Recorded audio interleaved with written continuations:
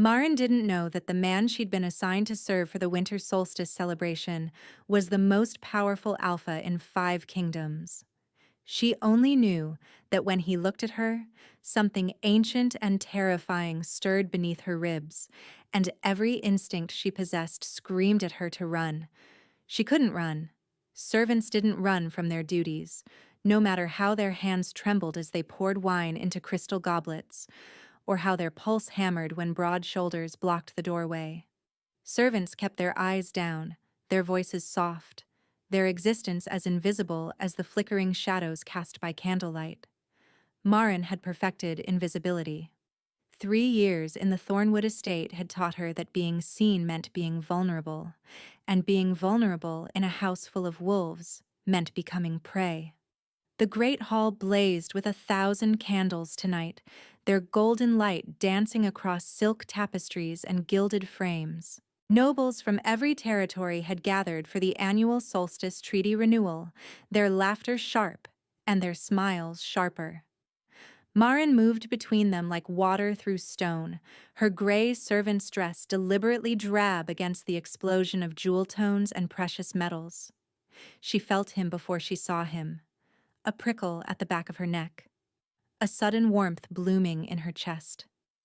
Her wolf, usually so quiet, so carefully suppressed after years of hiding what she truly was, lifted its head and whined. Maren froze mid-step, her serving tray balanced perfectly despite the tremor in her fingers. Slowly, against every warning her mind shrieked at her, she raised her eyes. He stood in the arched doorway, and the room seemed to bend around him like light around a flame. Tall, impossibly tall, with shoulders that could block out the winter sun and eyes the color of a midnight storm. His hair was dark, swept back from a face that looked carved from marble and moonlight, all sharp angles and devastating shadows. He wore black, head to toe, unadorned save for a single silver pin at his throat, bearing an emblem she couldn't quite make out from this distance. Their eyes met. The world stopped. Something deep inside Maren's chest pulled taut, like a thread being drawn through the eye of a needle, and she felt it snap into place with an almost audible click. Her wolf howled, triumphant and terrified in equal measure, and the word that echoed through her skull made her blood turn to ice. Mate. No. No. No, no. The stranger's eyes widened almost imperceptibly, his nostrils flared, and then his gaze dropped to her servant's uniform, and something dark and dangerous flickered across his features before he schooled them into careful neutrality. Maren tore her eyes away, heart slamming against her ribs, and forced her feet to move. One step. Another. The servants' corridor was 20 feet away. She could make it. She could disappear into the kitchens and beg the head housekeeper to reassign her. Claim illness. Claim anything that would keep her away from whatever cosmic joke had just been played on her. A servant. Fate had bound her. An Omega in hiding. A woman with no name and no past and a future that extended only as far as her next meal, to whatever highborn alpha had just walked through those doors. She almost laughed. Almost. But the sound died in her throat when a hand closed around her elbow. Gentle. Impossibly gentle for its size, but firm enough that she couldn't pull away without causing a scene. You drop this. His voice was low and rough, like gravel wrapped in velvet, and it rolled through her like thunder. Maren looked down at his extended hand. A small linen napkin lay across his palm, one she didn't remember dropping. She hadn't dropped anything. She never dropped anything. "Thank you, my lord," she whispered, reaching for it with fingers that refused to stay steady. "Forgive my clumsiness." Their skin brushed. Just the barest whisper of contact, his fingertips against hers, and heat erupted through her veins like wildfire. She gasped, his jaw tightened. "Look at me." It wasn't a request. Power rippled through the words, alpha command woven through every syllable, and Maren's wolf responded before her mind could catch up. Her chin lifted. Her eyes met his. This close, she could see the storm clouds shifting in his irises, could count the individual lashes framing them, thick and dark and devastating. A small scar interrupted his left eyebrow. His lips were pressed into a hard line, but there was something almost vulnerable lurking at their corners. "What's your name?" "Maren, my lord." She forced the words through numb lips. "I'm just the maid." Something cracked in his expression, something raw and wounded and quickly hidden. "Just the maid," he repeated softly, and the words sounded like a question, like a challenge, like a promise. Before we continue, please take 2 seconds to like this video. It tells me you want more stories like this. The stranger released her elbow, stepped back, and when he spoke again, his voice had cooled to aristocratic politeness. A mask slipping into place so smoothly, she almost believed she'd imagined the fire she'd seen burning beneath it. "Carry on then. Maren." Her name in his mouth felt like a brand, like a claim. She fled. The servants' corridor swallowed her into its familiar dimness, and Maren pressed her back against the cold stone wall, fighting to catch her breath. Her heart wouldn't slow. Her wolf wouldn't stop pacing, restless and wanting, straining toward a connection she'd spent her entire life praying she'd never feel. She knew what the bond meant. Every wolf knew. It was the fairy tale whispered to pups in their cradles, the dream that kept young hearts hoping. Your fated mate, your other half, the one soul in all the world that the moon goddess herself had chosen just for you. But fairy tales didn't account for the daughter of a disgraced pack, stripped of her rank and sold into servitude before she'd even presented. Fairy tales didn't explain what happened when an omega with nothing bound herself to an alpha with everything. Nothing good. That's what happened. Maren had seen it, had watched her own mother fade away after their pack fell, the bond to her father severing when he died, leaving her hollow and broken. Had witnessed servant girls disappear after catching the wrong nobleman's eye, their mates either unable or unwilling to claim them publicly. The bond was a death sentence dressed in moonlight, and Maren had no intention of dying. She would avoid him. Whatever lord or diplomat or visiting dignitary he was, he would leave after the solstice, return to whatever territory had spawned him, and the bond would fade with distance. That's what the old book said. If it wasn't consummated, if neither party accepted it, the thread would eventually wither and snap. She just had to survive until then. But fate, it seemed, had other plans. "You." The head housekeeper's voice cracked through the kitchen like a whip, and Maren looked up from the dishes she'd been scrubbing with raw, desperate focus. "The visiting Alpha King requested a personal attendant for the duration of his stay. You've been assigned." The soap slipped from Maren's numb fingers. "The Alpha what?" "King, girl. Are you deaf?" The housekeeper's eyes narrowed with barely concealed disdain. "King Caspian of Vaelorath. He specifically asked for you by name. Gods know why. Don't embarrass this house." King. The stranger in black was a king. The most powerful alpha in the known world, ruler of the largest territory, commander of an army that had never known defeat.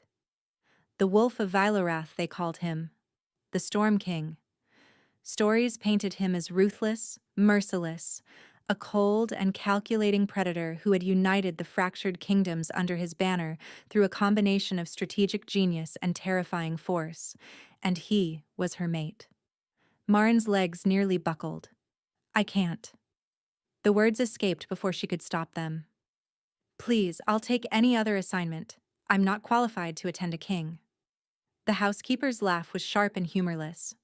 "Qualified? You're a servant. Your qualifications are irrelevant.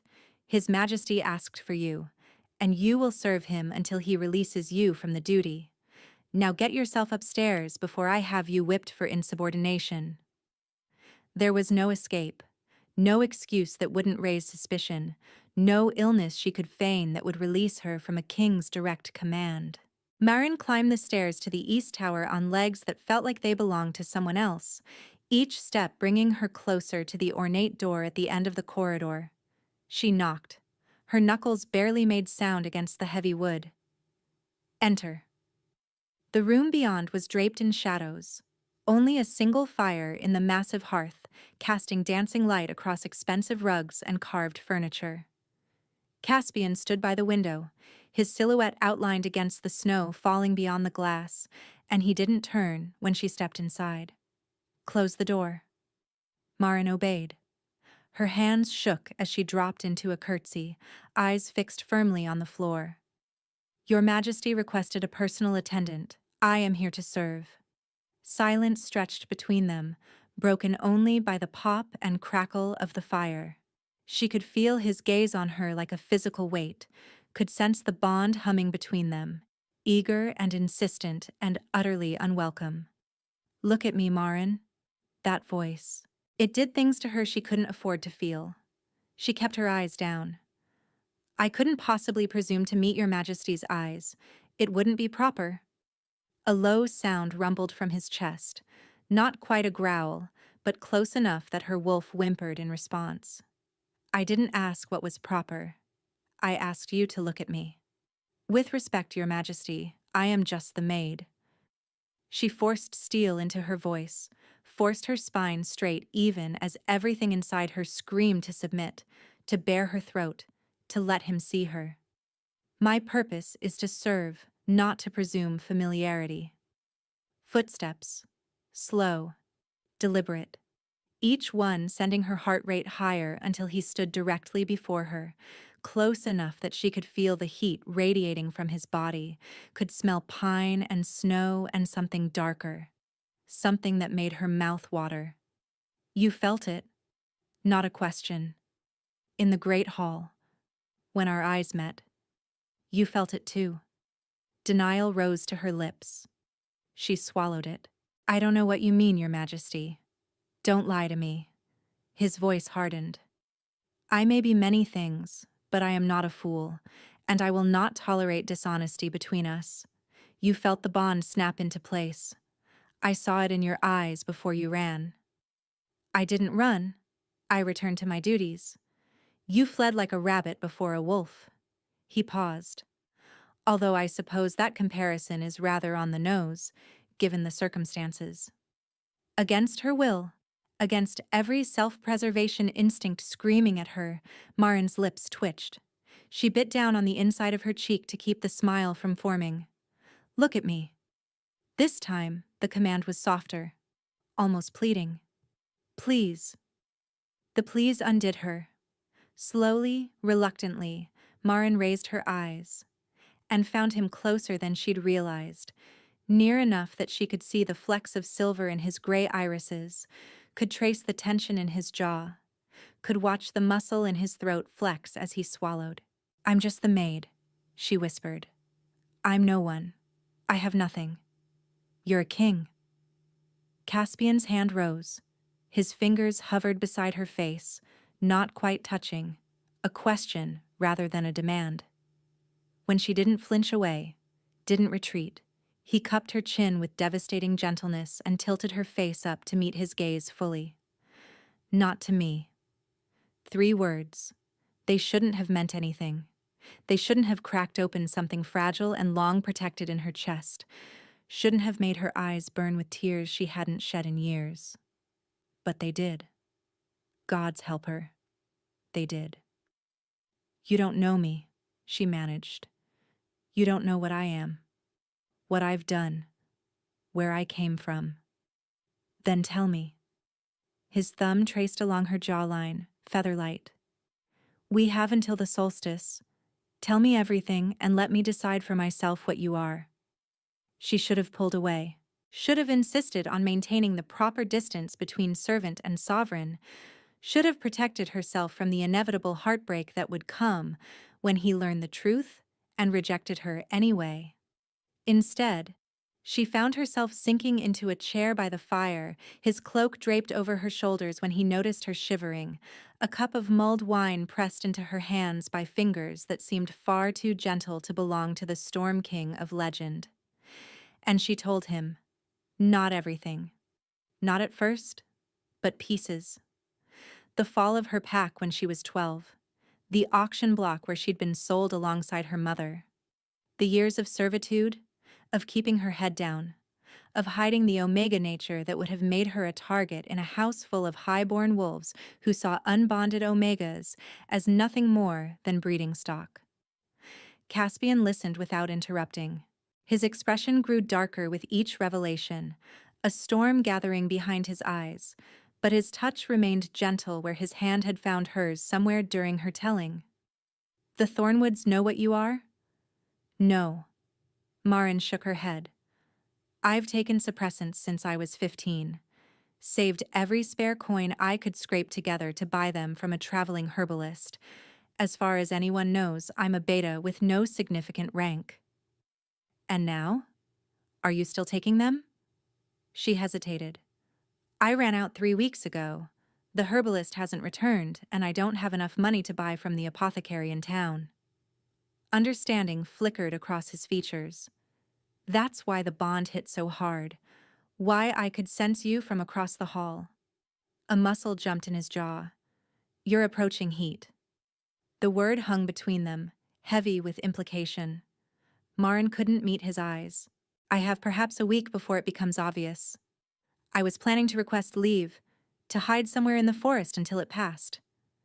She laughed hollow. I suppose that plan is rather obsolete now. Maren. His voice was rough, strained. I need you to understand something. The bond doesn't obligate you to anything. You felt it? Yes. And so did I. But feeling it and accepting it are different things. If you want me to request a different servant, to keep my distance until I leave, I will. It will be difficult, but I will do it. She stared at him, the most powerful alpha in the world, offering to walk away from a fated bond because she was afraid. Why? Because you've spent your entire life having choices taken from you. His gray eyes burned into hers. Because you are not property, despite what they've made you believe. Because I have waited 200 years for this bond, and I refuse to let it become another cage for you. 200 years. She'd known wolves lived longer than humans, knew that alpha kings could measure their lives in centuries rather than decades, but hearing it spoken aloud made her head spin. You've been alone all this time? Something sad flickered across his face. I'd given up, if I'm honest. Decided that perhaps the moon goddess had forgotten me, or deemed me unworthy. And then I walked into a stranger's great hall and saw a servant girl with fire in her eyes, and felt the world click into place for the first time in my very long life. He reached out, tucked a strand of hair behind her ear that had escaped her braid.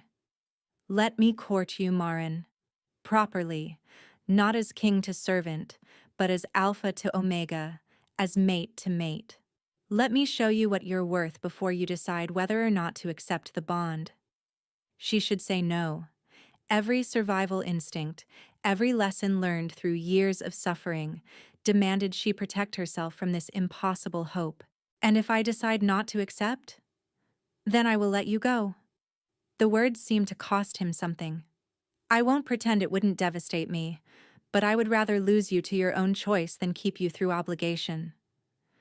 Maren studied his face for a long moment, searched for the lie, the hidden cruelty, the inevitable betrayal she'd learned to expect from anyone with power over her. She found only sincerity, and longing, and a vulnerability that looked entirely foreign on the face of the Storm King. 1 week, she heard herself say, until the solstice ends and you're meant to return home. Court me until then, and I'll give you my answer before you leave.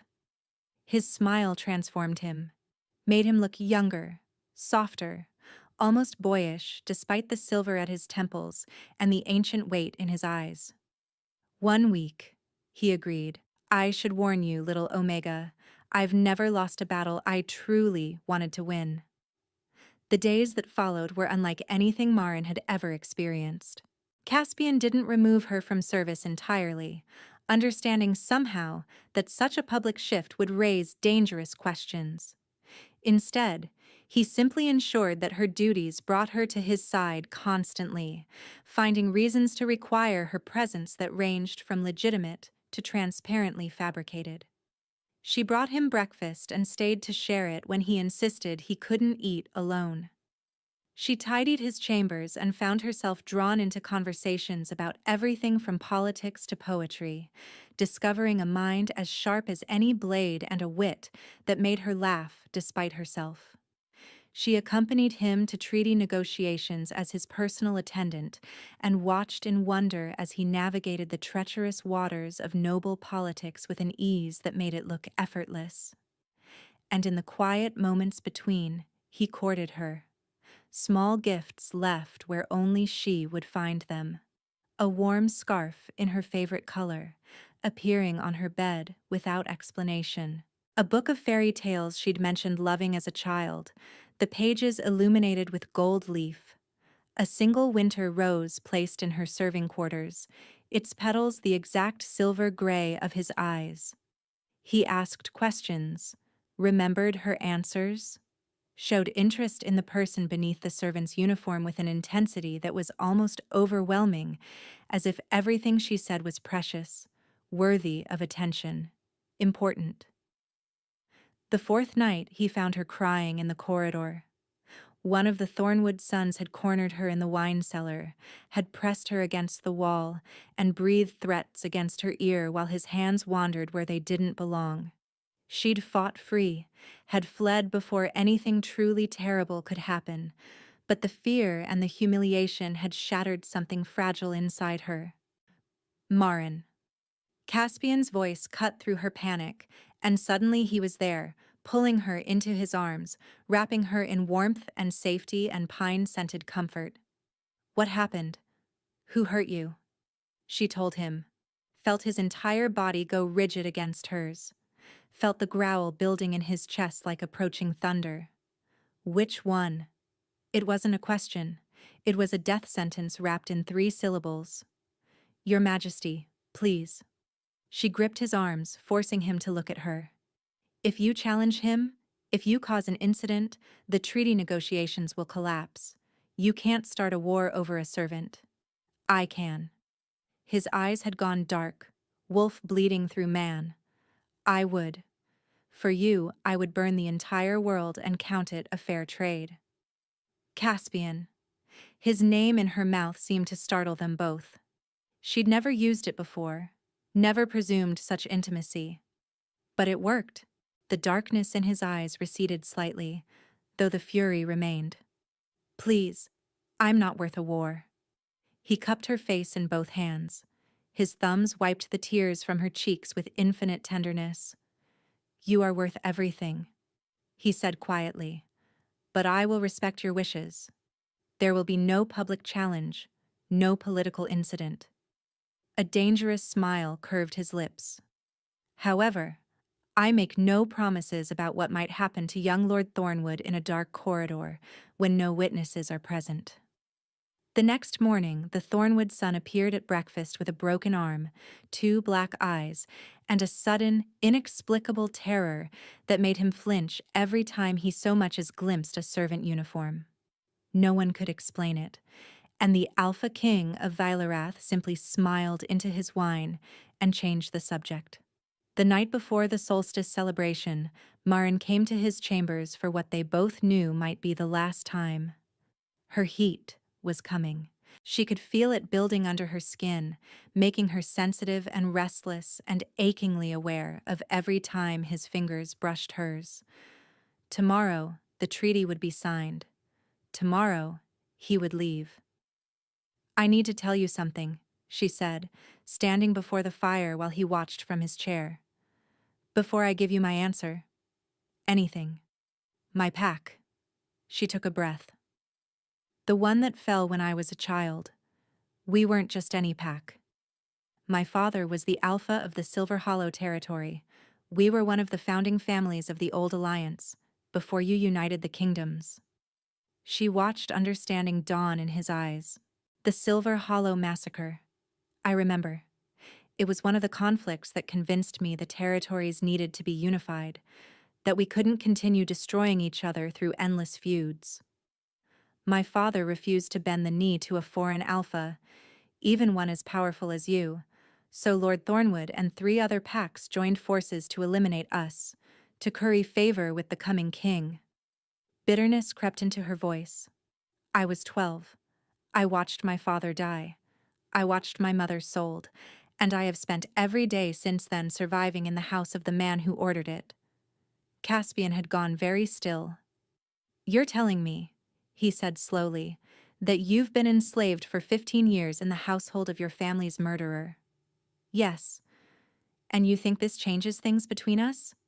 That it makes you somehow less worthy of the bond? I think you should know exactly who you're asking to be your queen. The word felt foreign on her tongue. Impossible. A traumatized Omega with no pack, no resources, no political value. A servant girl with vengeance in her heart and no idea how to be anything else. He rose from his chair, crossed to her in 3 long strides, took her hands in his. I'm asking you to be my mate, he said. Not a political asset, not a broodmare to secure alliances. You, Maren. Just you. The woman who makes me laugh and argues with me about poetry and faces down her nightmares with more courage than most warriors I've known. I'm afraid. The confession escaped in a whisper.